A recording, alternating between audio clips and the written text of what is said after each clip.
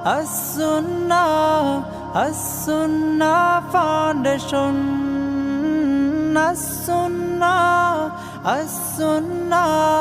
as-sunnah foundation. আসসালামু আলাইকুম ওয়া রাহমাতুল্লাহি ওয়া বারাকাতুহু। আলহামদুলিল্লাহ, সালাতু ওয়াসসালামু আলা রাসূলিল্লাহ ওয়া আলা আলিহি ওয়া আসহাবিহি ওয়া মান ওয়ালাহ, আম্মা বা'দ। সুপ্রিয় দর্শক শ্রোতা ভাই বোন, দেশ কিংবা প্রবাস যে যেখান থেকে দেখছেন, আপনাদের সকলকে সাদর আমন্ত্রণ জানাচ্ছি আস-সুন্নাহ ফাউন্ডেশন স্টুডিও থেকে। আপনারা দেখছেন আস-সুন্নাহ ফাউন্ডেশন আয়োজিত সাপ্তাহিক প্রশ্ন উত্তরমূলক অনুষ্ঠান শরঈ সমাধানের 290তম পর্ব। প্রিয় দর্শক, অন্যান্য দিনের মতো আজও ইনশাআল্লাহ আপনাদের সঙ্গে ঘন্টা ব্যাপী থাকছে এবং আপনাদের করা জীবন জিজ্ঞাসার উত্তর কোরআন এবং হাদিসের আলোকে দেওয়ার চেষ্টা করছি। ওয়ামা তৌফিকি ইল্লা বিল্লাহ। আপনার যে কোনো জীবন ঘনিষ্ঠ প্রশ্ন এই পোস্টের মন্তব্যের করে লিখুন, আমরা ইনশাআল্লাহ আপনার প্রশ্নের উত্তর দেওয়ার আপ্রাণ চেষ্টা অব্যাহত রাখব। আপনারা আমাদের এই লাইভ অনুষ্ঠানটি দেখতে পাচ্ছেন আমাদের ভেরিফাইড ফেসবুক পেজে, এবং সেই সাথে দেখতে পাচ্ছেন আস-সুন্নাহ ফাউন্ডেশন ভেরিফাইড ফেসবুক পেজে, আমাদের ভেরিফাইড ইউটিউব চ্যানেল এবং আমাদের অন্যান্য পেজ ও চ্যানেল সমূহে একযোগে যে কোনো জায়গায় প্রশ্ন করলে ইনশাআল্লাহ আমরা আপনার প্রশ্নের উত্তর দেওয়ার চেষ্টা করব। আপনার করা প্রশ্নগুলো থেকে ইনশাআল্লাহ বিদিনিল্লাহ আমরা পরবর্তী কোনো লাইভ অনুষ্ঠানে আলোচনা করব, অথবা আমাদের ওলামায়ে কেরাম রিপ্লাইয়ের ঘরে আপনার প্রশ্নের উত্তর দেওয়ার চেষ্টা করবেন। এছাড়াও আস-সুন্নাহ ফাউন্ডেশন অফিসিয়াল নাম্বারে বাংলাদেশ সময় সকাল 8টা থেকে রাত 10টা পর্যন্ত যে কোনো দিন ফোন কলের মাধ্যমে আপনার প্রশ্ন উত্তর জেনে নিতে পারেন। একদল দক্ষ প্রশিক্ষিত ওলামায়ে কেরাম আপনাদের প্রশ্ন উত্তর দেওয়ার জন্য অপেক্ষমান থাকেন। এছাড়াও আমাদের ওয়েবসাইট iqa.com, সেখানেও আপনাদের এ সমস্ত বিভিন্ন রকমের প্রশ্ন উত্তরের লিখিত এবং অডিও ভিডিও ভার্সন রেখে দেওয়া আছে, সেখান থেকে আপনার প্রশ্ন উত্তর খুঁজে নিতে পারেন। চলুন তাহলে আর বিলম্ব না করে আমরা প্রশ্ন উত্তর আলোকিত ভুবনে প্রবেশ করি। আমি শুরুতেই দেখতে পাচ্ছি যে প্রশ্নটি সেটি হলো, একজন লিখেছেন, আমার স্বামী সুদভিত্তিক কার্যক্রমের সাথে জড়িত, তাকে এই বিষয়ে ইসলামের নির্দেশনা জানিয়ে সতর্ক করলে বলেন সুদের এই বিধান তখনকার সময়ের সুদের জন্য প্রযোজ্য ছিল, এখনকার সুদের জন্য এই বিধান প্রযোজ্য নয়। তার দৃষ্টিভঙ্গির কারণে কি ঈমানের সমস্যা হবে? প্রথম কথা হলো, তার দৃষ্টিভঙ্গি পুরোই ভুল এবং তিনি বিভ্রান্তির মধ্যে আছেন। সুদের দুটি প্রকার স্বীকৃত, সেটির একটি হলো রিবান নাসিআহ, আর একটি হলো রিবাল ফজল। অর্থাৎ নির্দিষ্ট কয়েকটি পণ্য বিশেষ কারণের ভিত্তিতে সেগুলো একটি অপরটির বিনিময়ে যখন কেনাবেচা হবে তখন কম বেশ করে দেওয়া, এটা সুদ। আবার আরেকটা হলো যে লোন নিয়ে সেটা পরবর্তীতে অতিরিক্ত টাকার বিনিময়ে সেটার পরিশোধ করানো বা সেটা আদায় করা, এই চুক্তিতে লোন দেওয়া, সেটা সুদ, সেটাকে বলা হয় রিবান নাসিআহ। এই রিবান নাসিআহ বা রিবাল ফজল উভয় প্রকার রিবা, উভয়টাই সুদ। এ ব্যাপারে সারা পৃথিবীতে স্কলারদের মধ্যে উল্লেখযোগ্য স্কলারদের কোনো মতপার্থক্য নেই। নবী করিম সাল্লাল্লাহু আলাইহি সাল্লামের সময় রিবাল ফজলের প্রচলন খুব বেশি ছিল, এটা ঠিক, কিন্তু রিবান নাসিআহ যেটা সেটা সম্পর্কে সুস্পষ্ট বিভিন্ন রিওয়ায়াত রয়েছে এবং উলামায়ে কেরাম বিষয়ে একমত অলমোস্ট। একজন সালাফ বলেছেন, কুল্লু কারদিন জাররা নাফআন ফাহুয়া রিবা, যে লোন এর বিনিময়ে কোনো সুবিধা নেওয়া হয় সেটি সুদ। তাহলে রিবার মধ্যে এই লেনদেন যে অন্তর্ভুক্ত সেটা এখান থেকে একেবারে পরিষ্কার। অথচ তিনি যখন এটি বলেছেন, সেই ইসলামের সোনালী যুগের স্বর্ণ মানবদের একজন, তখন এই ব্যাংকিং সিস্টেম চালু হয়নি। তাহলে বোঝা গেল যে বর্তমান যে ব্যাংকিং সুদ আছে, ব্যাংকিং যে লেনদেনে যে সুদ আছে, এই সুদের লেনদেন এটাও হারাম। এটাকে হালাল মনে করবার কোনো কারণ নেই, বরং এটিকে হালাল মনে করলে কুফুরের আশঙ্কা পর্যন্ত আছে। তিনি রিবাকে অস্বীকার করছেন কিনা বিষয়টি সে পর্যন্ত গড়াতে পারে, সেটা অবশ্য ব্যাখ্যা সাপেক্ষ বিষয়। তো এই জন্য এ ধরনের বিশ্বাস থেকে বেরিয়ে আসতে হবে, এটা সঠিক কোনো বিশ্বাস নয়। বরং সৌদি আরবের সাবেক গ্র্যান্ড মুফতি শেখ আব্দুল আজিজ বিন আব্দুল্লাহ বিন বাজ রহমতুল্লাহ আলাইহি তিনি বলেছেন যে বর্তমানে যে ব্যাংকিং সিস্টেমে যে সুদ এর লেনদেন হয়ে থাকে, এর মধ্যে রিবান নাসিআহ রিবাল ফজল দুইটাই আছে, দুইটারই উপস্থিতি এখানে আছে।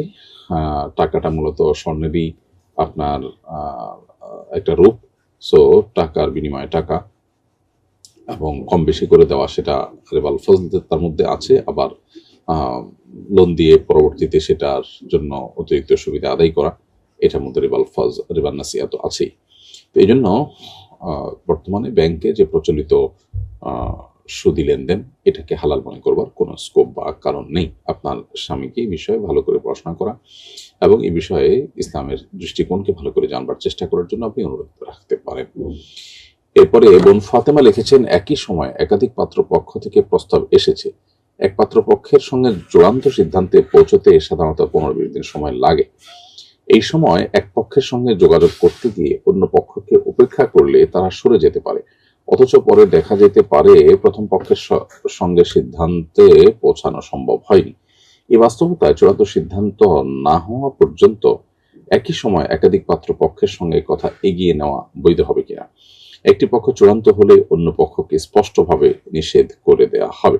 বোন, আপনার এই প্রশ্ন উত্তর হলো যে হাদিসে তো আছে, নবী সাল্লাল্লাহু আলাইহি ওয়াসাল্লাম বলেছেন, ওয়ালা ইয়াখতুব আহাদুকুম আলা খিতবাতি আখি, তোমাদের কেউ কারোর প্রস্তাবের উপর প্রস্তাবনা দিবে না।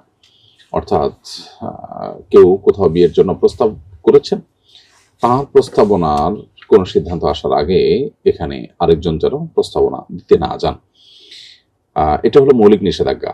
এখন কেউ কারো প্রস্তাবনা সম্পর্কে জানেন না, পাত্রীপক্ষের কাছে প্রস্তাবনা ছেলেপক্ষ নিয়ে এসেছেন, আরেকটা ছেলেপক্ষ নিয়ে এসেছেন, কেউ কারোটা হয়তো জানেন না। এরকম যদি হয় তাহলে তাদের এই প্রস্তাবনা নিয়ে আসাটা না জায়েজ নয়। আর পাত্রীপক্ষ এখানে কাকে দিবেন সেটা পর্যালোচনা করে, মানে কার সাথে কার প্রস্তাবে সম্মতি দিবেন এবং কার সাথে বিয়ে দিবেন, এই ব্যাপারটি যদি তারা একটু সময় নিয়ে সিদ্ধান্ত নেন এবং কয়েকটার সাথে আলাপ করে বোঝাপড়ার চেষ্টা করেন, তাহলে সেটা মৌলিকভাবে কোনো নাজায়েজ বা নিষিদ্ধ হবে না। এবং হাদিসে যে কারো প্রস্তাবের উপর অন্য কাউকে প্রস্তাব দিতে নিষেধ করা হয়েছে এটা তার আওতায় পড়বে না। এটা হলো প্রস্তাব আপনার কাছে এসেছে, সো আপনি কোনটা চুজ করবেন সেটার জন্য আপনি সময় নিতে পারেন, দেখতে পারেন এবং কথাবার্তা সেভাবে আগায় নিয়ে যেতে পারেন। কিন্তু লক্ষ্য রাখতে হবে যে কোনোভাবে কাউকে ক্ষতিগ্রস্ত করা জায়েজ না। নবী সাল্লাল্লাহু আলাইহি ওয়াসাল্লাম বলেছেন, লা দারারা ওয়ালা দিরারা, নিজে ক্ষতিগ্রস্ত হওয়া বা কাউকে ক্ষতিগ্রস্ত করা এটা কিন্তু শরীয়তে জায়েজ নয়। অতএব আপনি আপনার এই তাকে অপেক্ষা করানোর মাধ্যমে তার জন্য অপ্রত্যক্ষ কোনো ক্ষতির কারণ না হয়। হ্যাঁ, সে একটা জায়গায় এঙ্গেজ থাকার কারণে অন্য আরো কিছু জায়গায় তার মিস হতে পারে, সেটা তো সেটুকু ক্ষতি তো তাকে সহ্য করেই সিদ্ধান্তে আসতে হবে। অর্থাৎ আপনার সাথে আলাপ চলছে, এই টাইমে তার কাছে আরেকটা স্কোপ থাকতে পারে, তো তিনি সেই স্কোপ ধরবেন নাকি এখানে আলাপ চালাবেন এটা তার বিষয়। বাট আপনি সিদ্ধান্ত নিতে একটু সময় নিচ্ছেন, বোঝাপড়া করছেন, এটা মৌলিকভাবে নাজায়েজ নয়। এবং কয়েকটার মধ্যে বোঝাপড়া করে আপনি যে কোনো একটাকে ইয়েস বলছেন, সেটা মৌলিকভাবে নাজায়েজ নয়। কিন্তু এটা করতে গিয়ে যদি আপনি তাকে এমনভাবে বোঝান যে হ্যাঁ আপনার সাথেই আমি আগাচ্ছি এবং সেজন্য আপনি সব সিদ্ধান্ত নিলেন, অথচ তার সাথে আগালেন না, তাহলে তিনি যেন ক্ষতিগ্রস্ত না হন, প্রতারিত না হন, সেদিকটা খেয়াল রাখতে হবে।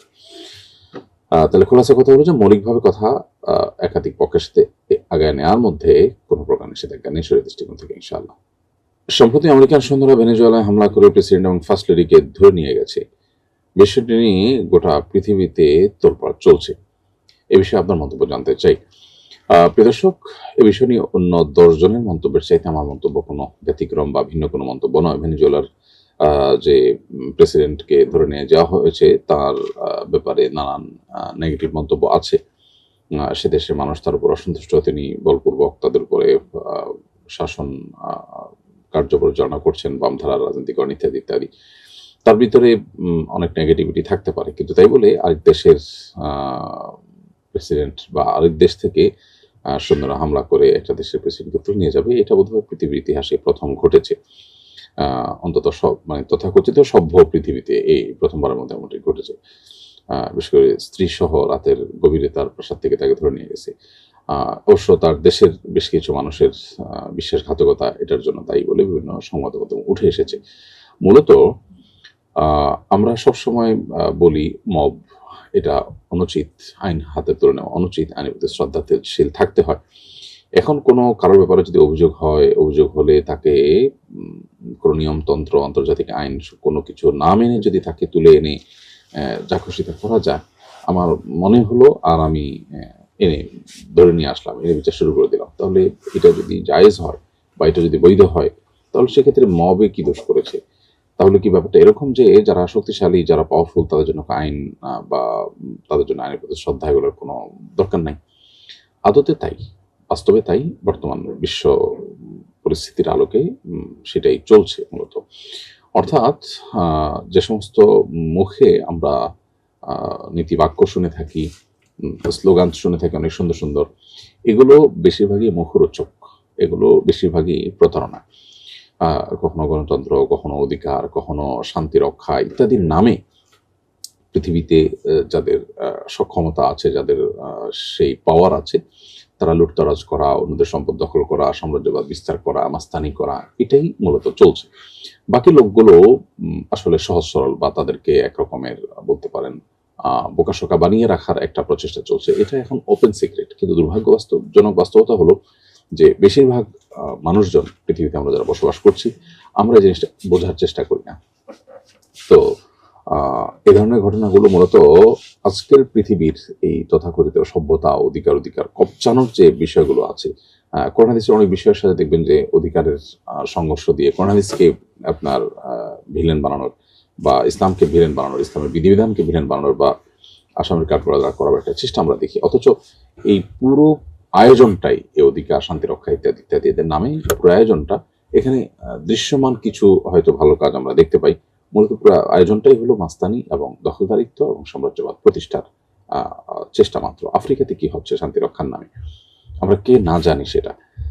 গোটা পৃথিবী জুড়ে আজ যা চলছে এই সবগুলোরই একটা বহিঃপ্রকাশ এই ঘটনার মধ্য দিয়ে হয়েছে। অন্যরা হয়তো যেটা একটু ঘুরিয়ে ফিরিয়ে ইনিয়ে বিনিয়ে বা একটু কৌশলে করে, এটা হয়তো খুব প্রকাশ্যে স্পষ্টভাবে হয়েছে। জাস্ট এইটুকু পার্থক্য।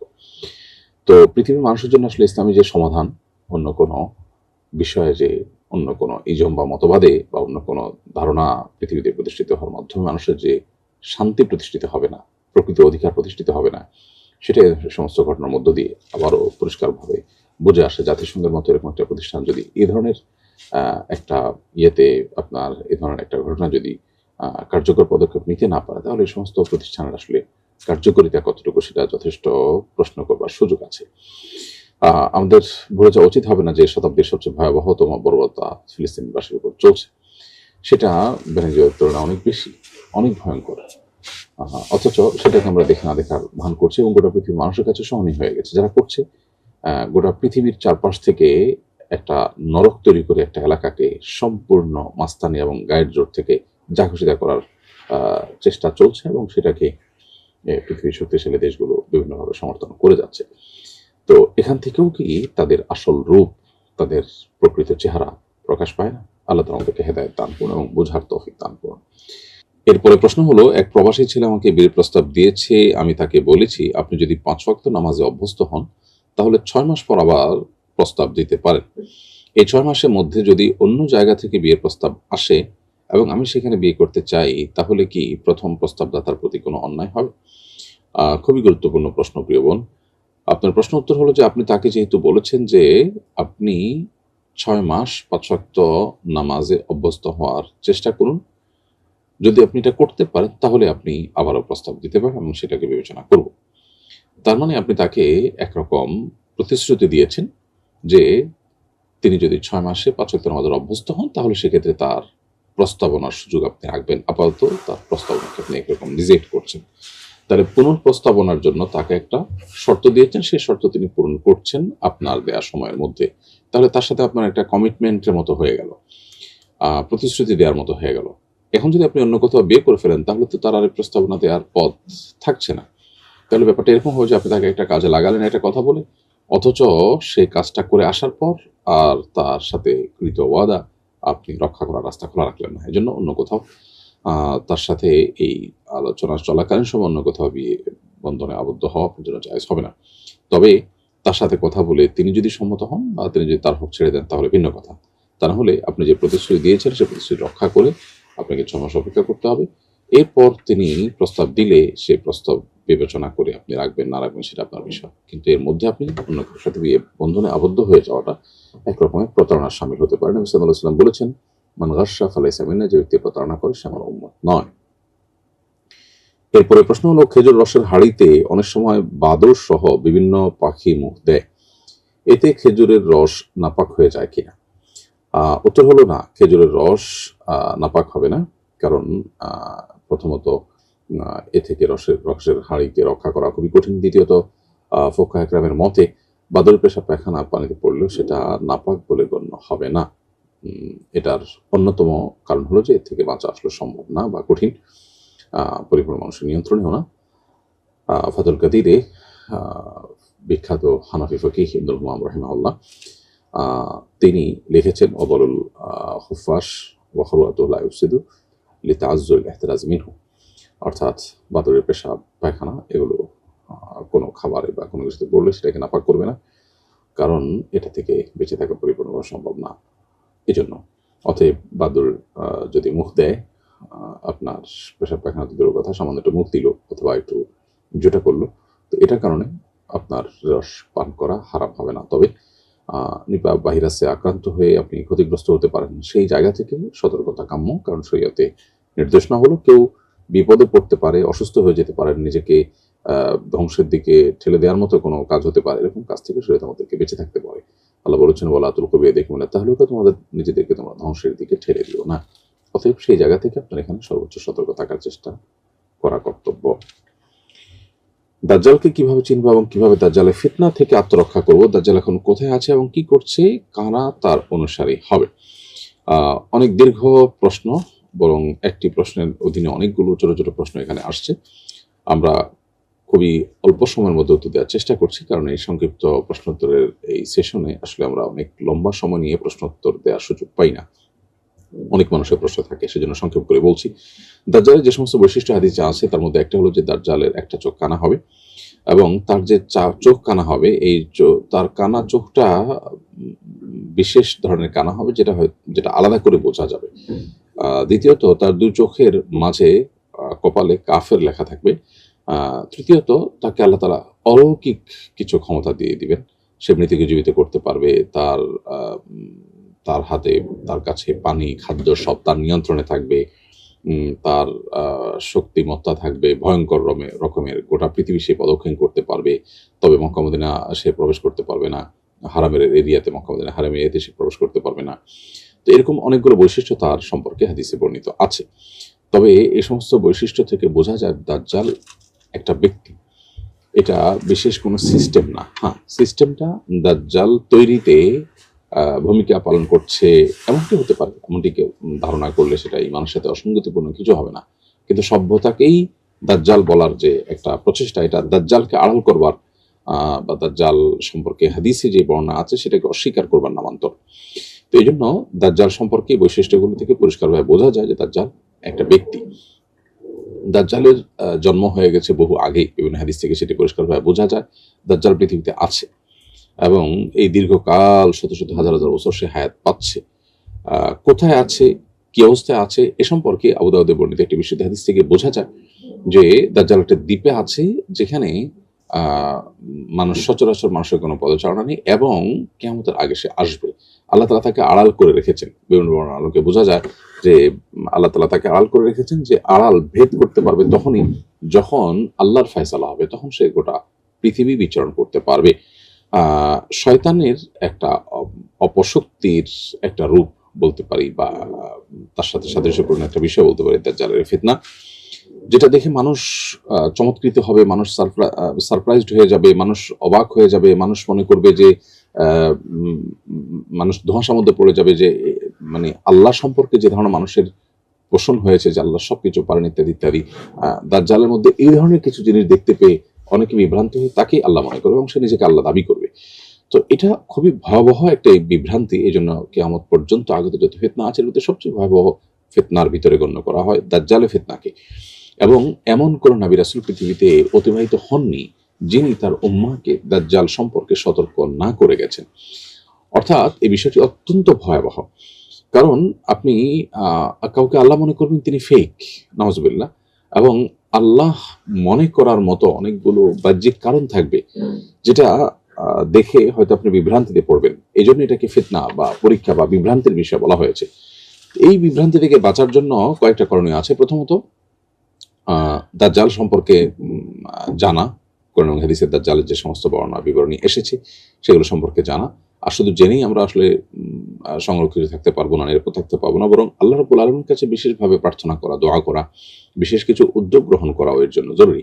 এর মধ্যে একটা হলো সূরা কাহফের প্রথম 10টি আয়াত মুখস্থ করা। সম্পর্কে নবী করিম সাল্লাল্লাহু আলাইহি ওয়াসাল্লাম হাদিস সহিহ মুসলিম বর্ণিত হয়েছে। আবু দারদা রাদিয়াল্লাহু তাআলা বর্ণনা করেছেন যে ব্যক্তি সূরা কাহফের প্রথম 10টি আয়াত মুখস্থ করবে সে ব্যক্তি দাজ্জালের ফিতনা থেকে রক্ষা পাবে। এই জন্য আয়াতগুলো মুখস্থ হবে এবং মাঝে মধ্যে তেলাওয়াত করা, অর্থ ইত্যাদি বোঝার চেষ্টা করা, ব্যাখ্যা ইত্যাদি অর্থ এবং ব্যাখ্যা বোঝার চেষ্টা করা, এটা একটা কাজ। দ্বিতীয়ত, নামাজ শেষ বৈঠকে নবী সাল্লাল্লাহু আলাইহি সাল্লাম 4টি বিষয় থেকে পানা চেয়েছেন, এবং আমরা যে দোয়া মাসুরা পড়ে থাকি, দোয়া মাসুরার জায়গায় কখনো কখনো এই দোয়াটা, আর কখনো কখনো দোয়া মাসুরার পাশাপাশি এই দোয়া যেটি আমরা পড়ে থাকি আল্লাহুম্মা ইন্নী যালামতু নাফসি, সেটার পাশাপাশি এই দোয়া, অথবা আল্লাহুম্মা ইন্নী যালামতু নাফসির বিকল্প হিসাবে এই দোয়া পাঠ করা যেতে পারে। দোয়াটি হলো আল্লাহুম্মা ইন্নী আউযু বিকা মিন আযাবি জাহান্নাম ওয়া মিন আযাবিল কবর ওয়া আউযু বিকা মিন ফিতনাতিল মাহইয়া ওয়াল মামাত ওয়া আউযু বিকা মিন শাররি ফিতনাতিল মাসিহিদ দাজ্জাল। যার অর্থ হলো, হে আল্লাহ, আপনার কাছে আমি জাহান্নামের আযাব থেকে পানা চাই, কবরের আযাব থেকে পানা চাই, জীবন এবং মরণের যে ফিতনা সেটা থেকে পানা চাই, এবং দাজ্জালের যে ফিতনা আছে সেটার ক্ষতি থেকে আপনার কাছে পানা চাই, আশ্রয় চাই। সহিহ মুসলিম বর্ণিত হাদিসে আলোকে আমরা এই দোয়াটাও নামাজের মধ্যে নিবেদন করতে পারি। তৃতীয়ত, দাজ্জালের আবির্ভাব যখন ঘটবে তখন এরকম অলৌকিক কিছু আমরা যখন জানতে পাবো, যদি আমাদের কারোর তখন মানে বেঁচে থাকার সুযোগ হবে, আমরা যদি বেঁচে থাকি যদি তখন, তাহলে সেক্ষেত্রে আমরা তার থেকে দূরত্ব বজায় রাখবো। আবু দাউদ বর্ণিত একটা হাদিসে নবী সাল্লাল্লাহু আলাইহি ওয়াসাল্লাম বলেছেন, ইমরান ইবনে হুসাইন রাদিয়াল্লাহু আনহু বর্ণনা করেছেন, কোন ব্যক্তি যদি দাজ্জালের কথা শুনতে পায়, মানসাবে আবিদ দাজ্জালি ফালয়ান আনহু, তাহলে সে যেন তার থেকে দূরে সরে। অর্থাৎ দাজ্জালের কথা শোনার পর কৌতূহলী হয়ে বহু মানুষ যাবে, এবং তারা কিন্তু যে বিভ্রান্ত হয়ে যাবে, তার যে পাওয়ারের জায়গা সেটা দেখার পর মনে হবে, বা আমরা সারা জীবন আল্লাহর যে গুণাবলী, আল্লাহর যে সিফাতের নাম শুনেছি, এটা তো তারই একটি বাস্তব নমুনা। তাহলে সে যে দাবি করছে এটা অসত্য হবে কেন? সে একজনকে জীবিত মানুষকে মেরে ফেলতে পারে, তার কথায় মরে যাবে, আবার তার কথা মৃত মানুষ জীবিত হয়ে যাবে। এই সমস্ত অলৌকিকতা দেখার পর খুব স্বাভাবিকভাবে মানুষ বিভ্রান্ত হয়ে যাবে। আজকাল সামান্য একটু খেলাধুলায় আপনার জাদুকরি কোনো কিছু করলে যেভাবে মানুষ তার পেছনে হুমড়ি খেয়ে পড়ে এবং পিপিলিকার মতো, পঙ্গপালের মতো ছুটে বেড়ায়, অলৌকিক ক্ষমতা থাকলে তখন যে বহু ইমানদার বিভ্রান্তিতে পড়ে যাবে সেটা খুবই স্বাভাবিক। এই জন্য নবী সাল্লাল্লাহু আলাইহি ওয়াসাল্লাম আমাদেরকে দূরে থাকতে বলেছেন। অতএব এটা হলো আরেকটি করণীয়। আল্লাহ তাআলা আমাদেরকে দাজ্জালের সব ফিতনা থেকে বেঁচে থাকার তৌফিক দান করুন, এবং দাজ্জালের ফিতনা থেকে বেঁচে থাকার জন্য সমস্ত আমল আছে, করণীয় আছে, সেগুলোকে যথাযথভাবে পালন করার তৌফিক দান করুন। এরপরে প্রশ্ন হলো, আল্লাহকে সাক্ষী রেখে বলছি, এভাবে বলার দ্বারা কি কসম সংগঠিত হয়ে যায়? উত্তর হলো না। আল্লাহকে সাক্ষী রেখে বলছি এভাবে বললে কসম সংগঠিত হয়ে যায় না। তবে এটা ঠিক যে এ ধরনের কথা আমরা যখন বলবো তখন সে কথার ওজন অনেক বেড়ে যায়। একে তো একজন ইমানদার কখনো মিথ্যা বলতেই পারে না, দ্বিতীয়ত হলো আবার আল্লাহকে যখন সাক্ষী রাখছেন আপনি, তখন সেটার গুরুত্ব অনেক বেড়ে গেল। আপনি সর্বোচ্চ সতর্ক থাকবেন যাতে করে কোনো মিথ্যা সেখানে না হয়। তবে এর কারণে শপথ হবে না, যে এটি আপনি রক্ষা না করলে আপনার শপথ ভঙ্গ হবে, এমন কোনো বিষয় না। তবে এটা ঠিক যে আল্লাহকে সাক্ষী রেখে বলছেন, এই বললে যদি আপনি ভবিষ্যতে কিছু বলে থাকেন, তার মানে আপনি মন থেকে বলছেন, এটা আপনি বোঝাচ্ছেন। তো এক্ষেত্রে কোনো প্রতারণা যেন না হয় সেটি লক্ষ্য রাখতে হবে। বাবা মায়ের দিকে তাকালে হজের সওয়াব হয়, এরকম একটা হাদিসের কথা আমরা শুনেছি। হাদিসটা কি সহিহ? উত্তর হলো না, এটি কোনো সহিহ বা বিশুদ্ধ সূত্রে প্রমাণিত হাদিস নয়। বাবা মার ফজিলত অনেক বেশি। রিদার রাব্বি ফি রিদাল ওয়ালিদাইন ওয়া সাখাতুর রাব্বি ফি সাখাতিল ওয়ালিদাইন। মা বাবার সন্তুষ্টির মধ্যে আল্লাহর সন্তুষ্টি, এবং মা বাবার অসন্তুষ্টির মাঝে আল্লাহর অসন্তুষ্টি নিহিত আছে। এবং আল্লাহ রাব্বুল আলামিন তার ইবাদতের পরপরই মা বাবার প্রতি ইহসান করার নির্দেশ করেছেন। মা বাবার সম্পর্কে কোরআন হাদিসে অনেক বর্ণনা আছে যেগুলো মা বাবার গুরুত্ব, তাদের সেবা করার গুরুত্ব, তাদের আনুগত্যের গুরুত্বকে প্রমাণ করে। কিন্তু এর জন্য মা বাবার দিকে তাকালেই হজের সওয়াব হয়, এরকম কোনো কথা বলার প্রয়োজন নয়, যেটি নবী সাল্লাল্লাহু আলাইহি ওয়াসাল্লামের হাদিস হিসেবে সাব্যস্ত হয়নি। আমার বাবা 20 বছর আগে মারা গেছেন। বাবার মৃত্যুর কয়েক বছর আগে আমার ভাই মারা গেছেন। আমার ভাইয়ের সন্তানরা কি আমার বাবার ত্যায্য সম্পত্তির অংশ পাবে? আপনার বাবা যেহেতু অনেক আগে মারা গেছেন এবং বাবার মৃত্যুরও আগে আপনার ভাই মারা গেছেন, অতএব আপনার ভাইয়ের সন্তানরা আপনার বাবার সম্পদে ভাগ পাবেন না। এ বিষয়ে আমরা এর আগে বহু লাইভে উত্তর দিয়েছি, এবং এ বিষয়টি আমাদের অনেকের কাছে বাহ্যিক দৃষ্টিকোণ থেকে অমানবিক মনে হয়, যে একজন মানুষ মারা গেলেন, তার সন্তানরা দাদার সম্পদে ভাগ পাবে না, কেমন কথা, তাহলে এরা কিভাবে চলবে? প্রথম কথা হলো যে এই যে সম্পদের মালিকানা, এটা সাব্যস্ত হওয়ার একটা প্রক্রিয়া আছে। আমরা বাবার সম্পদের মালিক তখনই হয় যখন বাবা মারা যান। আবার আমরা যখন মারা যাই তখন আমাদের সন্তানরা মালিক হয়। আমার জীবদ্দশায় আমার সম্পদের মালিক অন্য কেউ হতে পারে না। যদি এই রাস্তা ওপেন রাখা হয় তাহলে সেক্ষেত্রে বহুবিধ অসুবিধা তৈরি হবে এবং বিশৃঙ্খলা তৈরি হবে, বিপর্যয় নেমে আসবে রীতিমতো। কারণ আপনি যখন জীবদ্দশায় আপনার সম্পদের অন্য আরেকজনের মালিক থাকবে, তো মালিক হিসেবে তারও তসরুপ করার বা সেখানে হস্তক্ষেপ করবার রাইট থাকবে, তাহলে সেক্ষেত্রে কি দাঁড়াবে? ঘরে ঘরে অশান্তি এবং মারামারি শুরু হবে। এই জন্য কোনো ব্যক্তির জীবদ্দশায় তার সম্পদের মালিকানা তিনি হন, অন্য কেউ না। তার মৃত্যুর পর তার সন্তানরা মালিক হতে পারেন বা ওয়ারিসরা মালিক হতে পারেন। এখন আপনার বাবার মৃত্যুর আগে আপনার ভাইয়ের মৃত্যু হয়ে গেছে, তার মানে আপনার ভাই মালিক হওয়ার আগেই তিনি মারা গেছেন, তিনি মালিক হন নাই, এই অবস্থা মারা গেছেন। এখন ভাইয়ের সন্তানরা যে দাদার সম্পদের ভাগ পাবেন, তারা তো বাবার মাধ্যমে পাবেন, বাবাই যেখানে মালিক হন না, তারা কিভাবে মালিক হবে? এ হলো ইস্যু। এখন প্রশ্ন হলো তারা চলবে কিভাবে? এর উত্তর হলো যে বাবার মৃত্যুর পরে তারা যদি অপ্রাপ্ত বয়স্ক হয়, দাদার কর্তব্য তাদের ভরণ পোষণ সহ সব খরচ খরচা বাবার দায়িত্ব পালন করা, কারণ তিনি তখন অভিভাবক। তাহলে তাদের একেবারে পথে ঠেলে দিতে ইসলাম বলেনি, বরং তাদের দায়িত্ব নিতে বাধ্য করেছে দাদাকে, যদি তারা সেটার জন্য মুখাপেক্ষি হয়। আর যদি তারা প্রাপ্তবয়স্ক হয়ে যেয়ে থাকে, তাহলে তো বাবার উপরেও দায়িত্ব নেই, প্রাপ্তবয়স্কর পর দাদার উপর দায়িত্ব কোত্থেকে আসবে? এখন প্রশ্ন হলো তারা এখান থেকে না পেলে তারা কিভাবে চলবে? যাদের দাদার সম্পদ নেই তারা কিভাবে চলে? আমরা সবগুলো বিষয়কে এমন ভাবে একটা আরেকটার সাথে রিলেট করে ফেলি অনেক সময়, যে মনে হচ্ছে এছাড়া আর কোনো বিকল্প নেই। তো আরো বহু বিকল্প থাকতে পারে। এর পাশাপাশি আরেকটা বিষয় আছে, হলো যে দাদার প্রতি দায়িত্ব এবং কর্তব্য হলো তার রক্ত হিসাবে, তার বংশধর হিসাবে নাতিরা যদি অভাবী হন, তাহলে তাদের জন্য সম্পদ থেকে যে কোনো পরিমাণ তিনি গিফট করতে পারেন, ওসিয়ত করতে পারেন, যেটা ওয়ারিসদের জন্য করতে পারেন না। ছেলের জন্য ওসিয়ত করে যেতে পারেন না, কিন্তু নাতির জন্য ওসিয়ত করে যেতে পারেন, কারণ নাতি ওয়ারিস নন। তো এই জন্য এই সমস্ত রাস্তাগুলো শরীয়ত ওপেন রেখেছে তাদের জন্য। এরপরে প্রশ্ন হলো, 31st নাইট আমি পালন করিনি, আমাদের বাড়ির ছাদে ভাড়াটিয়া ছেলেরা বাজে ফুটিয়েছে, আমি শুধু দেখতে ছাদে গিয়েছি, নিজে ফুটাইনি, এতে কি আমার গুনাহ হয়েছে? এখন করণীয় কি? প্রিয় ভাই, প্রথম কথা হলো যে আপনি নিজে যদিও বাজি ফুটাননি, কিন্তু আপনি ছাদে গিয়েছেন এবং তাদের বাজে ফুটানোর এই আনুষ্ঠানিকতা আপনি ছিলেন, এবং এটাকে আপনি আপনার বক্তব্য অনুযায়ী এনজয় করেছেন, তাহলে সেটাও এক প্রকার অন্যায়। প্রথমত আপনি তাদের দলভারী করেছেন। কোনো অন্যায়কারীদের দলভারী করলে তাদের অন্তর্ভুক্ত হয়। হাদিসে বর্ণিত হয়েছে, আব্দুল ইবনে মাসউদ রাদিয়াল্লাহু বর্ণনা করেছেন যে মান কাসসারা সাওদা কওমিন ফাহুয়া মিনহুম, যে ব্যক্তি কোনো জাতির বা কোনো গ্রুপ অফ পিপলের দলভারী করবে, সে তাদের অন্তর্ভুক্ত হবে।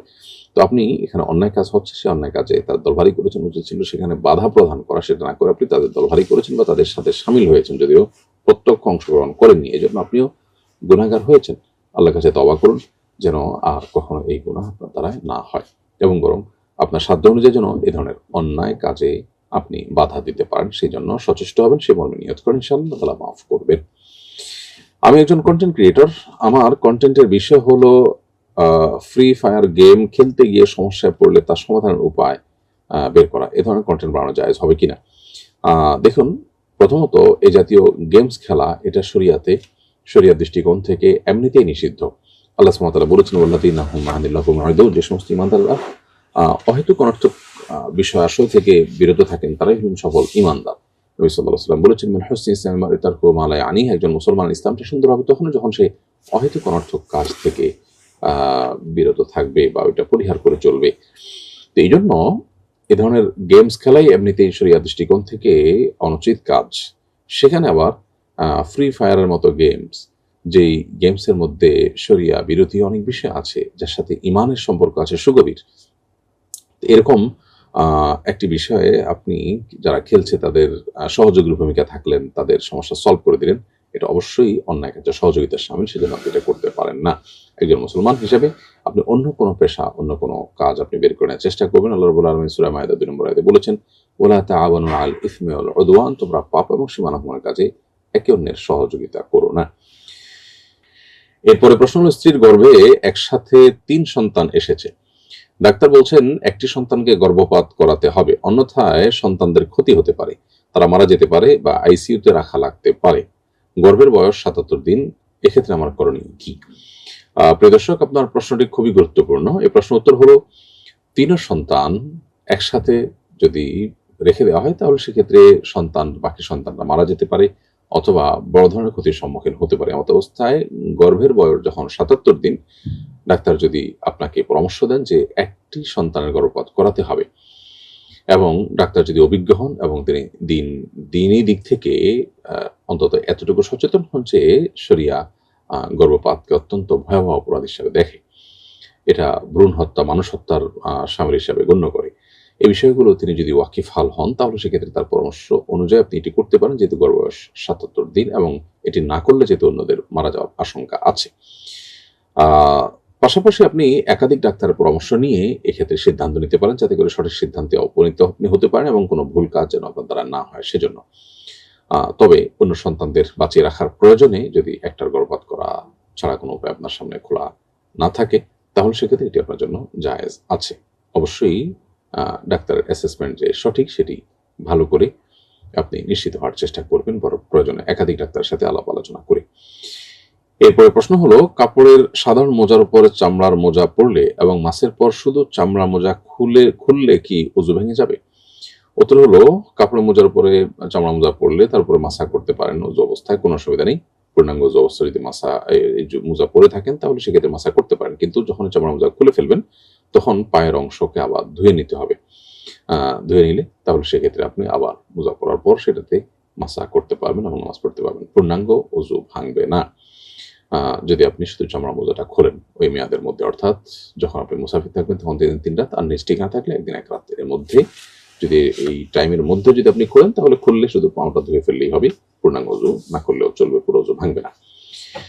প্রিয় দর্শক, দেখতে দেখতে আমরা অনুষ্ঠান একেবারে মাঝামাঝি পর্যায়ে এসে পৌঁছেছি। সময় হয়েছে ছোট্ট একটি বিরতিতে যাওয়ার। আশা করছি আমাদের সঙ্গেই থাকবেন। বিরতির পর আমরা আবারও ফিরে আসবো লাইভ অনুষ্ঠানে ইনশাআল্লাহ তাআলা। ব্যক্তি স্বাবলম্বী না হলে পরিবার এগোবে না, পরিবার না এগোলে সমাজ এগোবে না, সমাজ না এগোলে রাষ্ট্র থমকে দাঁড়াবে। তাই ব্যক্তিকে স্বাবলম্বী করে তুলতে আস সুন্নাহ ফাউন্ডেশন স্বাবলম্বীকরণ প্রকল্প হাতে নিয়েছে কয়েক বছর আগে। এই প্রকল্পের আওতায় শুধু 2024 সালেই 2052 জনকে 30,000 টাকা মূল্যের স্বাবলম্বী উপকরণ দেওয়ার পর বেশিরভাগই ঘুরে দাঁড়িয়েছে। 2025 সালে দক্ষ দরিদ্র জনগোষ্ঠীকে 50,000 থেকে 3 লক্ষ টাকা মূলধন উপকরণ দেওয়ার কার্যক্রম ইতোমধ্যেই শুরু হয়েছে। অসহায় এই সব মানুষের ঘুরে দাঁড়ানোর গল্পে আপনিও অংশীদার হন।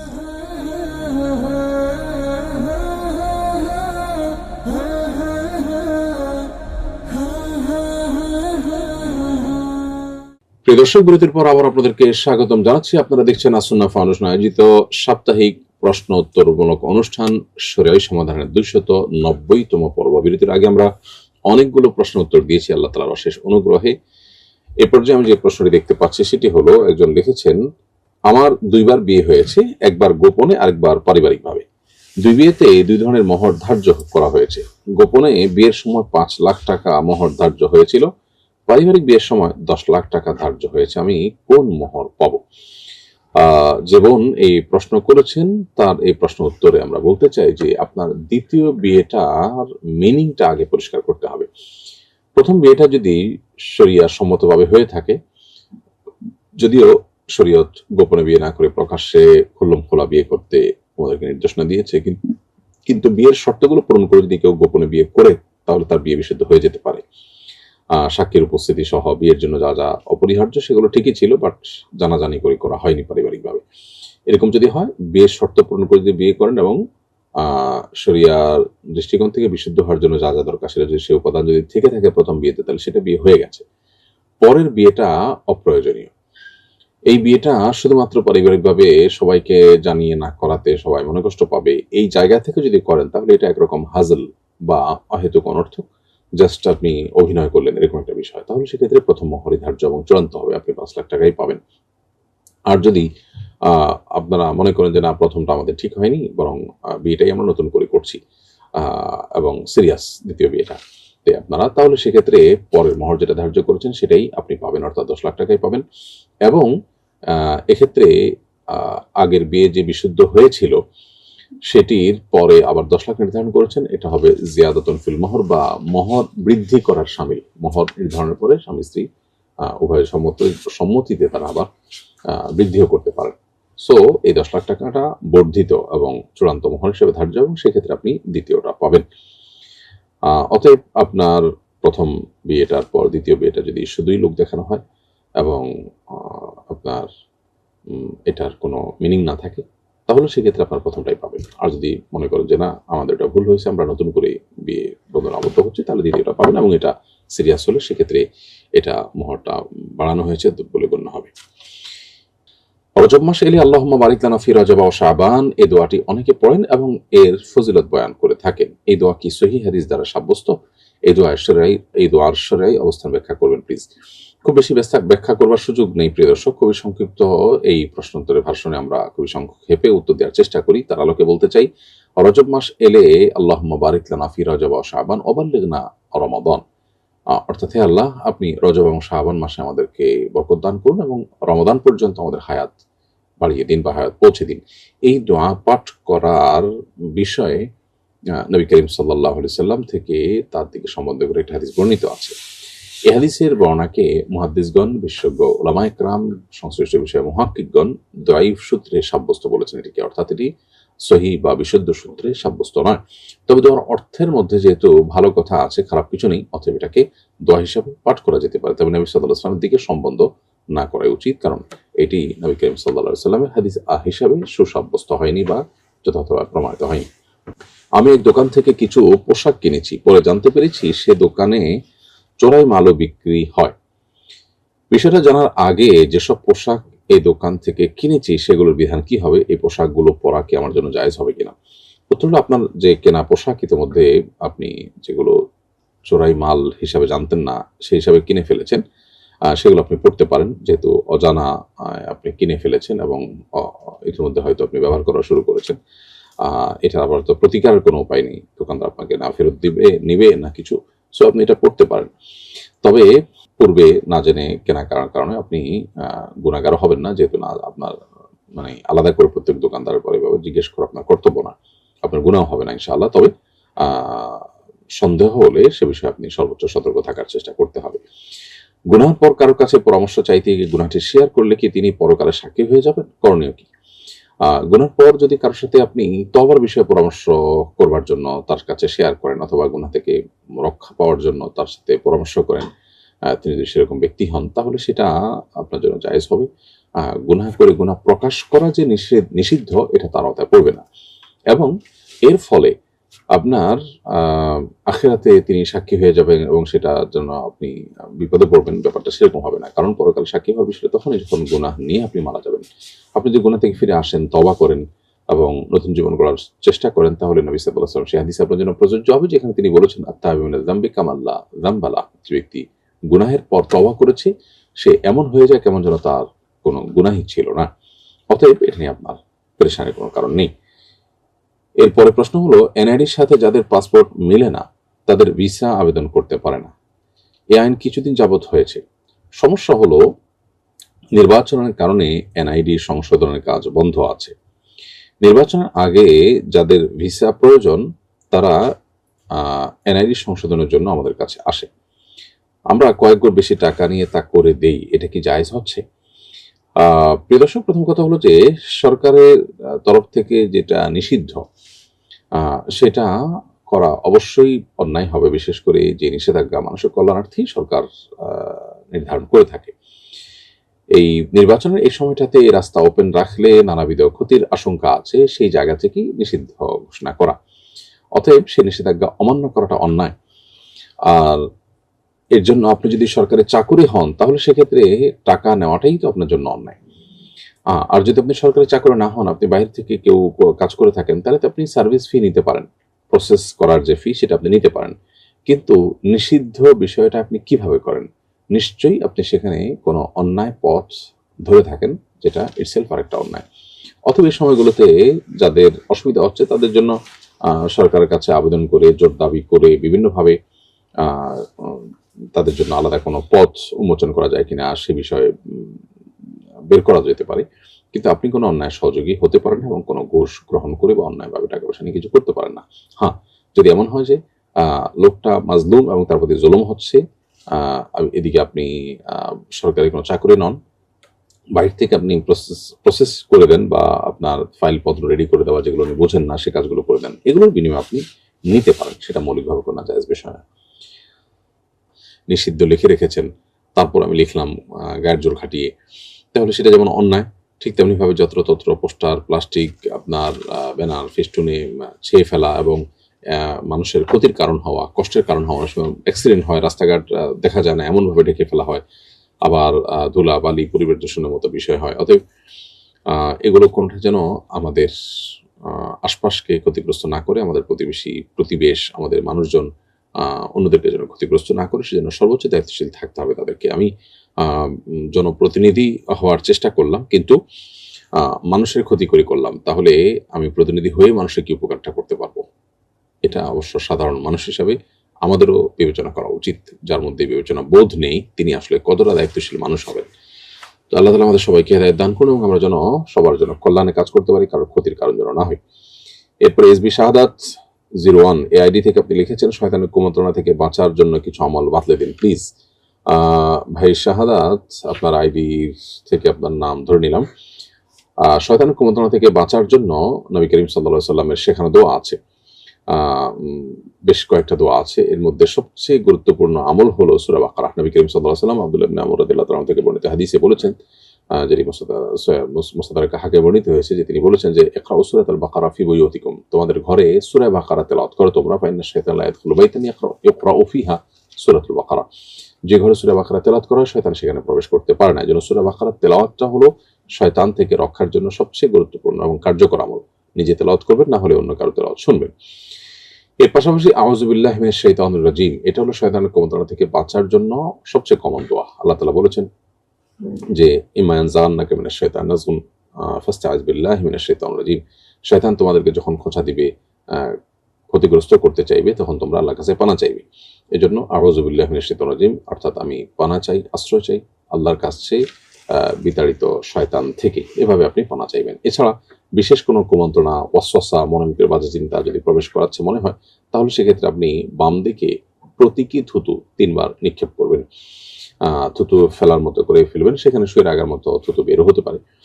তো এরকম যদি আপনি করেন বাম পাশে, তাহলে সেক্ষেত্রে খিনজাব নামে একজন শয়তান বা এক ক্যাটাগরির শয়তান আছে যে মানুষকে আপনার কুমন্ত্রণা দিয়ে থাকে, তার কুমন্ত্রণা থেকে আল্লাহ তাআলা হেফাজত করবেন ইনশাআল্লাহ। এটা সহিহ মুসলিমে বর্ণিত হয়েছে। এছাড়া আল্লাহ তাআলা জিকির করলে আল্লাহ তাআলা হেফাজত করেন। আল্লাহ তাআলা বলেছেন, ইন্নাল্লাযীনা তাকাউ ইযা মাসসাহুম তায়ফুম মিনাশ শাইতানি তাযাক্কারু ফাইযা হুম মুবসিরুন। মুত্তাকিদের বৈশিষ্ট্য হলো তাদেরকে যখন শয়তান স্পর্শ করে তখন তারা আল্লাহর জিকির করে এবং এর ফলে তারা কিন্তু দেখতে পায়, অর্থাৎ সঠিক পথের দিশা পায়। এজন্য আল্লাহ স্মরণ করা, আল্লাহ জিকির করা, এটাও শয়তানের কুমন্ত্রণা থেকে বাঁচার জন্য অন্যতম একটা উপায়। এরপরে প্রশ্ন হলো, পুরুষ সাক্ষী ছাড়া শুধু মা ও চাচির সাক্ষী বিয়ে হবে কিনা? উত্তর হলো না। বিয়ে বিশুদ্ধ হওয়ার জন্য দুজন প্রাপ্তবয়স্ক পুরুষ কিংবা একজন পুরুষ এবং দুজন নারী সাক্ষী থাকতে হবে। শুধু দুজন নারী সাক্ষীর সাক্ষ্যে বিয়ে সংগঠিত হবে না। এটি শরিয়ার মাসআলা এবং এর পেছনে অনেক আলোচনা আছে। আমাদের কাছে কারোর কাছে বাহ্যিক দৃষ্টিকোণ থেকে ইলজিক্যাল মনে হতে পারে, কিন্তু পরিষ্কারভাবে যখন শরিয়ায় কোনো বিধান সাব্যস্ত হবে তখন সেটি আমাদের জন্য কল্যাণকর এবং সেটার পেছনে বহুত লজিক্যাল দিক নিশ্চয়ই আছে, যেটি হয়তো আমার জানি। তো এই বিষয়ে ডিটেল আলোচনা করবার সুযোগ নেই, তবে বেশ অনেক আলোচনা এ সম্পর্কে আপনি আছে, অনলাইনে আপনি খোঁজ করলে পাবেন।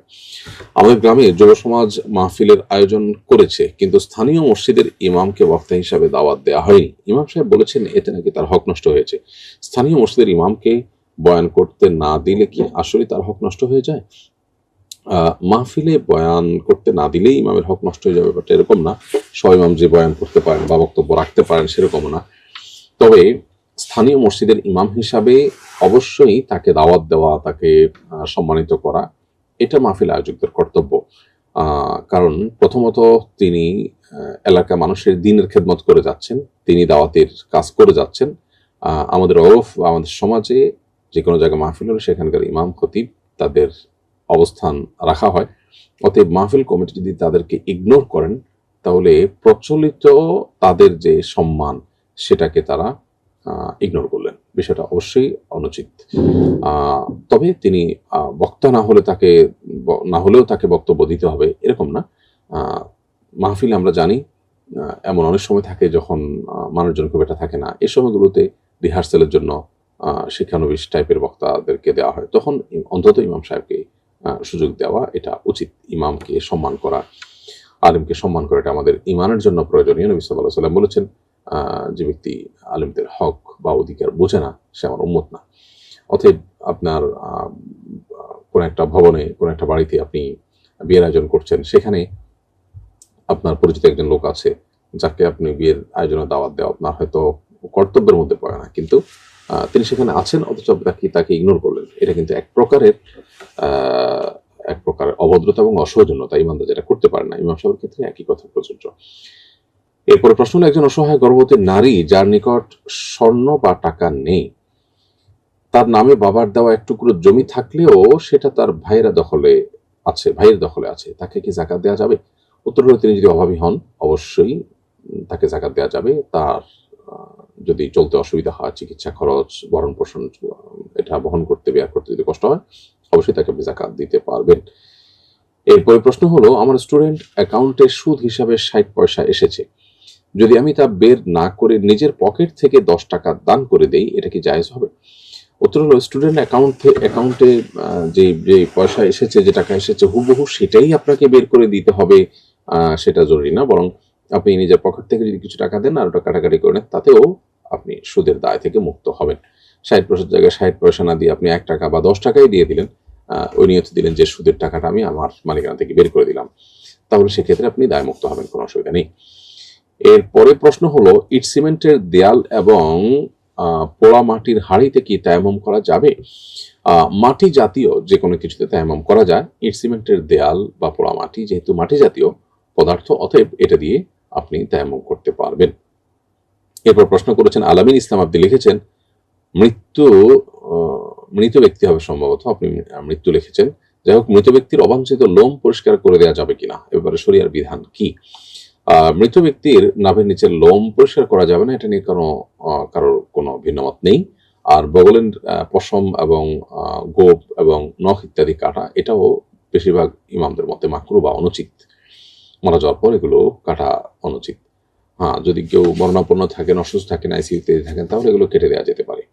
আর মারা যাওয়ার পর এগুলো আর কাটাকাটি করা অনুচিত। যদি কেউ কাটেন তাহলে সেক্ষেত্রে মৃত ব্যক্তির সাথে দাফনের সময় কাফনের মধ্যে সেগুলো দাফন করে দিতে হবে একসাথে। আর সৌদি আরবের অনেক ওলামায়ে কেরাম তারা অবশ্য বগলের নিচের পশম, নখ এগুলো বড় হয়ে থাকলে সেগুলোকে কাটার অনুমতি দেন, যদিও এক্ষেত্রে সংখ্যাগরিষ্ঠ আলেমদের মত ভিন্ন। তারা বলেন যে মৃত ব্যক্তির কোনো কিছু আর কাটাছাড়া করা উচিত নয়। আকলিমা নাসরিন প্রিয়া, আপনি লিখেছেন নামাজে দাঁড়ালে আমার মেয়ে আমাকে অনেক টানাটানি করে, যার কারণে আমি নামাজরত অবস্থায় ডানে বা বামে সরে সিজদা বা রুকু করি, এতে আমার নামাজ হবে কিনা? বোন আকলিমা, একটু ডানে বামে সরলে নামাজের কোনো ক্ষতি হবে না, তবে আপনার শরীর তথা বক্ষ, সিনা এটা যদি ডানে বামে কেবলা থেকে একদম 50 বা 50 ডিগ্রি বেশিও অ্যাঙ্গেলে আপনার যদি বাঁকা হয়ে যান, তাহলে সেক্ষেত্রে নামাজ নষ্ট হয়ে যাবে, কারণ কেবলামুখী হয়ে নামাজ পড়া ফরজ, সেই ফরজটা লঙ্ঘন হয়ে যাবে। আর যদি সামান্য একটু দিক সেদিক হয় অথবা আপনার কেবলামুখীতা ঠিকই থাকে, সামান্য একটু জায়গা থেকে সরে গেছেন ডানে বা বামে, কেবলামুখী থাকছেন বডিলি, তাহলে সেক্ষেত্রে অসুবিধা নেই, নামাজ হয়ে যাবে। এরপরে প্রশ্ন করেছেন, ইংরেজি বছরের শুরুতে বিগত বছর কি কি আমল করেছি, সামনে বছর কি কি আমল করবো, এটা ফেসবুকে লেখা যাবে কিনা, এটা কিনা অবশ্য পালন হিসেবে গণ্য হবে কিনা? প্রথম কথা হলো, ইংরেজি বর্ষ নয় প্রিয় দর্শক, ইসাই বর্ষ অর্থাৎ খ্রিস্টীয় বর্ষ, যে বর্ষের সাথে যে সনের সাথে খ্রিস্টান ধর্মের সম্পর্ক রয়েছে।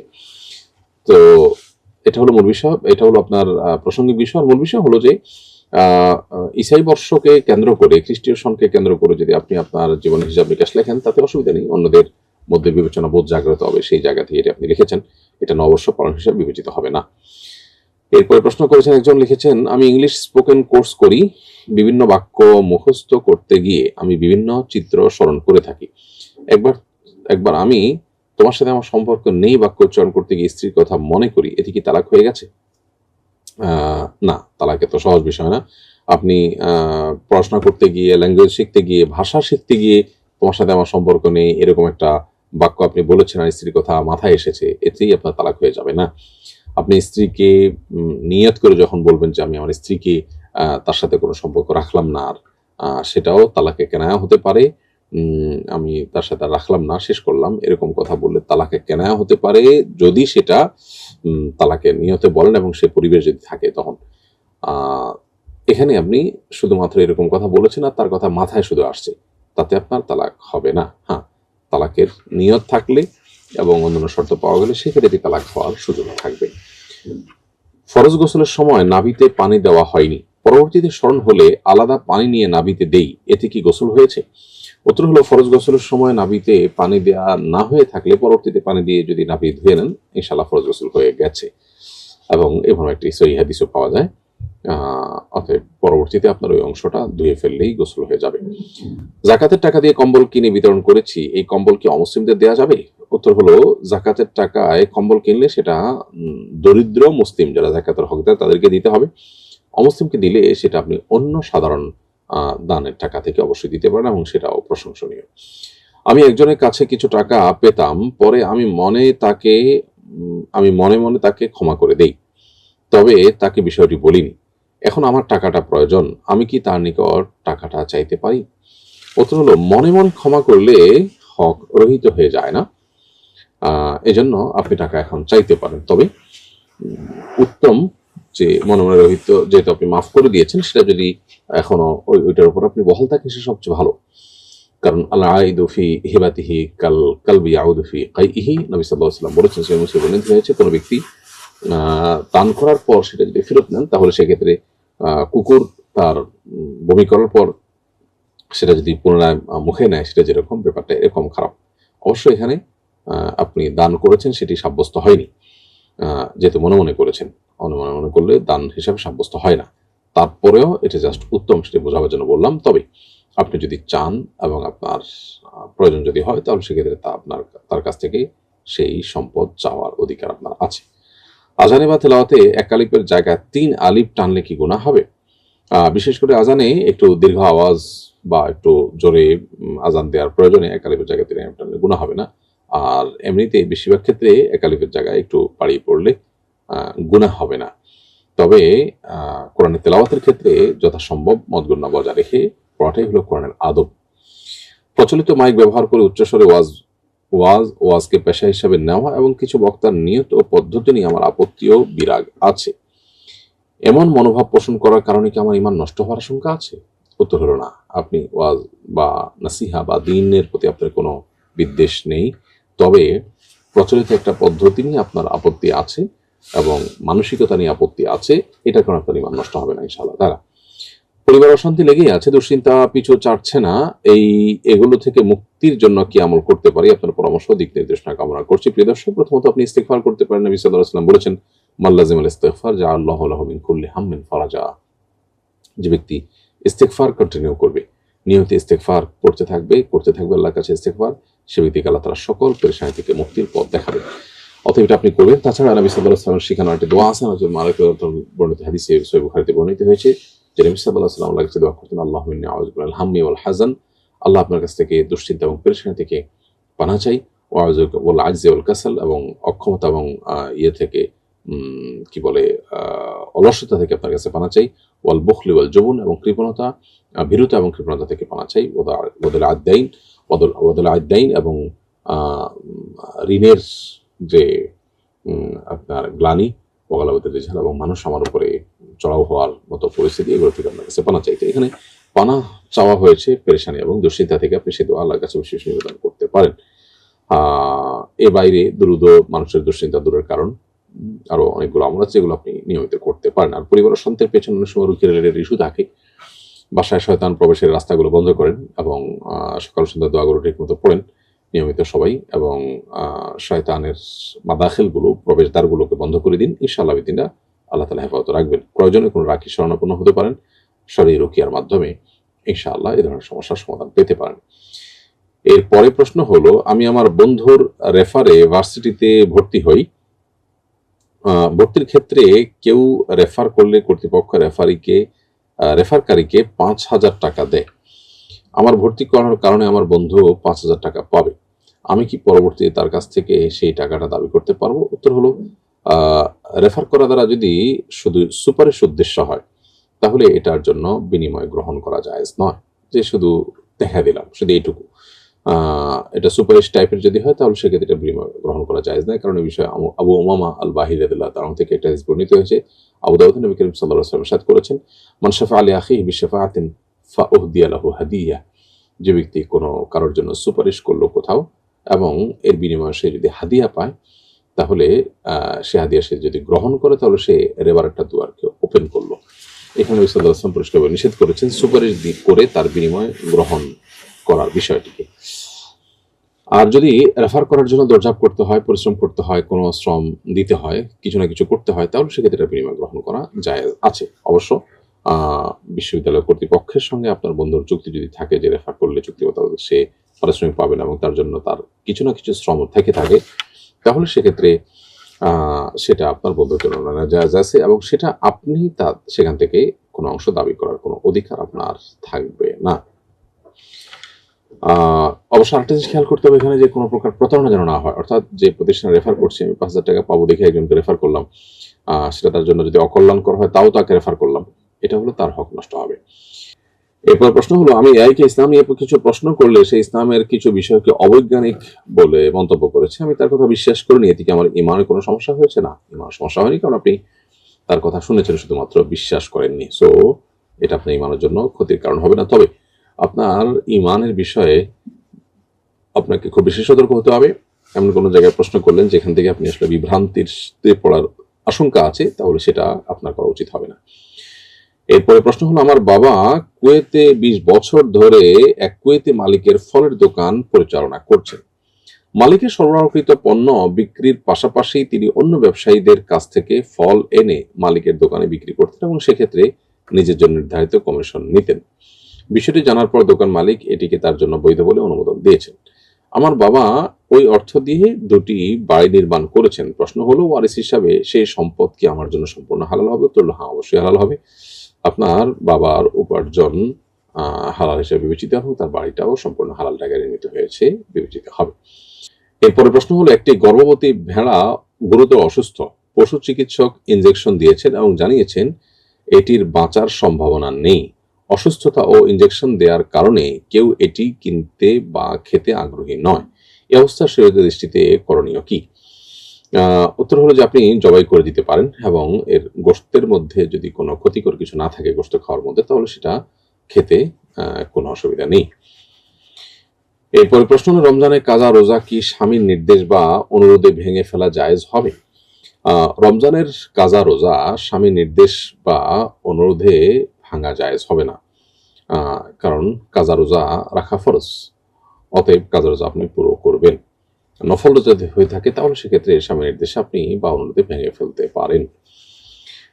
এরপরে প্রশ্ন হলো, আমি নতুন দাড়ি রেখেছি, আমার দাড়ি কোঁকড়ানো হওয়ায় অনেকে পরামর্শ দেন এগুলো একটু সাইজ করে কাটতে। কোরআন সুন্নাহর আলোকে আপনার নির্দেশনা কামনা করছি। আবু হুরায়রা রাদিয়াল্লাহু আনহু এবং আরো বিভিন্ন হাদিসের আলোকে, বিভিন্ন সাহাবীর আমলের আলোকে দাড়ি এক মুষ্টির পরে অতিরিক্ত হলে সেটি কাটা জায়েজ সাব্যস্ত হয়েছে, যদিও এক্ষেত্রে আরব উলামা কেরাম, বিশেষ করে সৌদি আরব আলেমগণ, তারা বলে থাকেন যে দাড়ি লম্বা করতে হবে, কোনো কাটা যাবে না। অতএব আপনি দাড়ি যদি খুব বেশি লম্বা হয়, কারণ আপনার কোনো অসুবিধা তৈরি না করে, অনেকে অনেক লম্বা হলে দেখা যায় পেশাবের ছিটে আসার আশঙ্কা থাকে, আরো নানাবিধ অসুবিধা তৈরি হয়, সেরকম যদি না হয় তাহলে সেক্ষেত্রে দাড়ি লম্বা করবেন। মূলত দাড়ি লম্বা করতে হাদিসে নির্দেশ করা হয়েছে, নবী সাল্লাল্লাহু আলাইহি ওয়াসাল্লাম বলেছেন, আরখুল্লুহা, তোমরা দাড়িকে ছেড়ে দাও। অতএব দাড়ি লম্বা করা বা ছেড়ে দেওয়াটাই হলো মূলত নির্দেশ না। তবে এক মুষ্টির পর কাটা জায়েজ হওয়ার বিষয়টি বিশুদ্ধ ভাবে প্রমাণিত, বিশুদ্ধ হাদিসের আলোকে প্রমাণিত। অতএব প্রয়োজন মনে করলে বা অসুবিধা মনে করলে এক মুষ্টির পর অতিরিক্ত হলে সেটি কাটার অবকাশ আছে। এরপরে প্রশ্ন হলো, আমি একজনকে আর্থিক সাহায্য করেছি, পরে জেনেছি তিনি মিথ্যা অসহায়ত্বের গল্প বলে আমার কাছ থেকে টাকা নিয়েছেন, এখন আমি কি এই টাকা ফেরত নিতে পারবো? উত্তর হলো যে আপনি তাকে আর্থিক সাহায্য করেছেন, তিনি মিথ্যা অসহায়ত্বের কথা বলে আপনার সাথে প্রতারণা করেছেন। এই প্রতারণা প্রমাণিত হলে আপনি তার কাছ থেকে টাকা ফেরত নিতে পারেন, কারণ আপনি যেই পারপাস সার্ভ করার জন্য দিয়েছেন সেই পারপাস সেখানে সার্ভ হয়নি, বিধায় এটা আপনার ফেরত নেওয়ার অধিকার আছে। অবশ্য আপনি যদি ফেরত না নেন সেটা হবে সবচেয়ে ভালো, এবং যদি দান হিসাবে নিয়ত করেন আপনি সব কিন্তু ঠিকই পাবেন। সেই মিথ্যা অসহায়ত্বের গল্প বলার কারণে সে গুনাহগার হবে ঠিকই, কিন্তু আপনি যে তাকে দান করেছেন এর কারণে আপনি মিথ্যাবাদী, সে তার মিথ্যা অসহায়ত্বের গল্পের কারণে আপনার দানের সবটা নষ্ট হয়ে যাবে না, আপনি দানের সব ঠিকই পাবেন। বাস্তবে সাবালক কিন্তু রাষ্ট্রীয় আইন অনুযায়ী এখনো বিয়ের উপযুক্ত নয়, এরকম ছেলে মেয়ে যদি কাবিন ছাড়া বিয়ে করে শরীয়ত মোতাবেক বিয়ে হবে কিনা? শরিয়ার ফতোয়া বা মাসআলা অনুযায়ী বিয়ে হয়ে যাবে। রাষ্ট্রের প্রচলিত আইনে বিয়ে না হওয়ার প্রশ্ন থাকতে পারে, সেটা রাষ্ট্রের আইন বিশেষজ্ঞ যারা তারা ভালো বলতে পারবেন। তবে শরিয়ার আলোকে বিয়ের শর্তাবলী যদি পূরণ হয়ে থাকে তাহলে সেক্ষেত্রে বিয়ে হয়ে যাবে। এরপর প্রশ্ন হলো, মানসিক অসুস্থতার কারণে আত্মহত্যা করলে কি পরকালে পাপ হবে? আত্মীয়দের করণীয় কি? কেউ মানসিকভাবে অসুস্থ, ভারসাম্যহীন, তো তিনি তো অসুস্থ, যার কারণে তিনি অসুস্থতার কারণে যদি তার বুদ্ধি ইত্যাদি লোপ পাওয়ার কারণে ভালো মন্দ বিচার বিশ্লেষণ করবার ক্ষমতা না থাকে, হারিয়ে যায়, এরকম ব্যক্তি আত্মহত্যা করলে তার কোনো গুনাহ হবে না। কারণ লা ইউকাল্লিফুল্লাহু নাফসান ইল্লা উসআহা, মানুষের সাধ্যের বাইরে কোনো বিধান আল্লাহ তাআলা চাপিয়ে দেন না কারোর উপরে।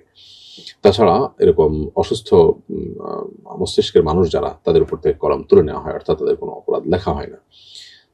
তবে আত্মীয় স্বজন যারা আছে তাদের কর্তব্য, তিনি যেন এরকম কোনো ভুল কাজ না করেন সেজন্য যথাযথ দায়িত্ব পালন করা। তারা যদি সেটুকু করে থাকেন তারপর তিনি আত্মহত্যা করে ফেলেন, তাহলে সেক্ষেত্রে আত্মীয়দেরও কোনো গুনাহ হবে না। মূলত আত্মীয়রা তারা দায়িত্বটা কতটা পালন করলে সেটা হলো গুরুত্বপূর্ণ বিষয়। এরপর প্রশ্ন হলো, আমার হবু বর বলেছে তোমার যদি অমুকের সাথে সম্পর্ক থেকে থাকে তাহলে তুমি তালাক। ওই ব্যক্তির সাথে আমার কিছুদিন ফোনে কথা হয়েছে, এখন হবু স্বামীর এই কথার কারণে কি বিয়ের পর তালাক পতিত হবে? উত্তর হলো যে বিয়ের আগে তো তালাক হয় না। আপনার যিনি এখনো বর হননি, এখনো আগ্দ সম্পন্ন হয়নি, তার এই কথাটা অর্থহীন কথা হিসেবে বিবেচিত হবে এবং এর কারণে আপনাদের পরবর্তীতে বিয়ে হলে সেই বৈবাহিক সম্পর্ক নষ্ট হওয়ার কোনো প্রশ্ন উঠবে না। অতএব এটা নিয়ে আপনার দুশ্চিন্তার বিশেষ কোনো কারণ নেই। এরপরে প্রশ্ন হলো, আমার উপর সেজদায়ে সাহুদ ছিল কিন্তু আমি ভুলে তাশাহুদের পর দুরুদ ও দোয়া মাসুরা পড়ে দুই দিকে সালাম ফিরিয়ে দেই, এরপর স্মরণ হলে সেজদায়ে সাহু দেই, এতে নামাজ হয়েছে কিনা? উত্তর হলো, সালাম ফেরানোর পর সালাত পরিপন্থী কোনো কাজ করেননি, কিবলামুখী আছেন, এই অবস্থা মনে হয়েছে, তখন আপনি সেজদায়ে সাহু দিয়ে নামাজ শেষ করেছেন, তাহলে আপনার নামাজ হয়ে গেছে। আর যদি উঠে গিয়ে থাকেন, কিবলা থেকে অন্য কোন দিক ফিরে গিয়ে থাকেন, তাহলে সেক্ষেত্রে আর সেজদায়ে সাহুতে এটা কুলাবে না, আপনার নামাজ নষ্ট হয়েছে বলে ধর্তব্য হবে। প্রিয় দর্শক, এরই মাধ্যমে আজকের লাইভ অনুষ্ঠানের একেবারে শেষ প্রান্তে আমরা পৌঁছে গেছি এবং সময় হয়েছে বিদায় নেবার। আল্লাহ রাব্বুল আলামিন যদি সুস্থ রাখেন, নিরাপদে রাখেন, ইনশাআল্লাহ পরবর্তী লাইভ অনুষ্ঠানে আপনাদের সঙ্গে আবারও দেখা হবে, কথা হবে। সে পর্যন্ত সবাইকে আল্লাহ তাআলা সুস্থ রাখুন, ঈমানের সাথে রাখুন, নেক আমলের সাথে রাখুন, সেই দোয়া রব্বে কারীমের কাছে ব্যক্ত করি। আমাদের দেশকে আল্লাহ তাআলা স্থিতিশীল এবং নিরাপদ রাখুন, মানুষের জন্য কল্যাণে ফয়সালা করুন, সেই দোয়া রব্বে কারীমের কাছে ব্যক্ত করি। আজকের মতো এখানে শেষ করছি। হাযা মা ইনদি ওয়াল ইলমু ইনদাল্লাহ ওয়া জাযাকুমুল্লাহু খাইরান ওয়া আসসালামু আলাইকুম ওয়া রাহমাতুল্লাহি ওয়া বারাকাতুহু। As-Sunnah Foundation